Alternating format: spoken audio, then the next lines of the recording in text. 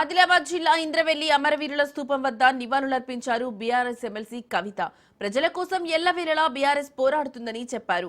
రైతులు ఎదుర్కొంటున్న సమస్యలను పరిష్కరించే వరకు అన్నదాతల వెంట తాముంటామన్నారు. కేటీఆర్ పై కాంగ్రెస్ ప్రభుత్వం ఎన్ని కేసులు పెట్టినా ప్రజల సమస్యల కోసం పరిష్కారం అయ్యే వరకు వెనకడుగు వేసేది లేదన్నారు. రైతులకు ఇచ్చిన హామీలు అమలు చేయాలని డిమాండ్ చేశారు. రైతు భరోసా 15,000 ప్రకటించి 12,000కు కుదించడం భావ్యం కాదన్నారు.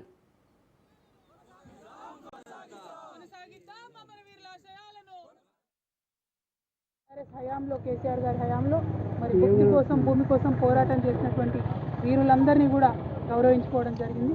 అటువంటి ఇంద్రవెల్లి స్తూపం దగ్గర ఇక్కడ ఉన్నామంటే నరాన కూడా మరి వారు చేసినటువంటి త్యాగం, వారు చేసినటువంటి పోరాటం మమ్మల్ని ఇంకా ఉత్తేజం ఇస్తుంది. మాకు ప్రజల పక్షాన, ఆదివాసీల పక్షాన, గిరిజనుల పక్షాన, మహిళల పక్షాన పోరాటం చేసేటటువంటి ఒక స్ఫూర్తిని బీఆర్ఎస్ ప్రతి సైనికుడు కూడా ఇవాళ ఇంద్రవెల్లి స్తూపం దగ్గర నుంచి తీసుకుంటా ఉన్నామని చాలా సగర్వంగా తెలియజేస్తా ఉన్నాం. మరి ఇప్పుడు నడుస్తున్నటువంటి ప్రభుత్వ హయాంలో రైతులకు అన్యాయం జరుగుతోంది, మహిళలకు అన్యాయం జరుగుతోంది.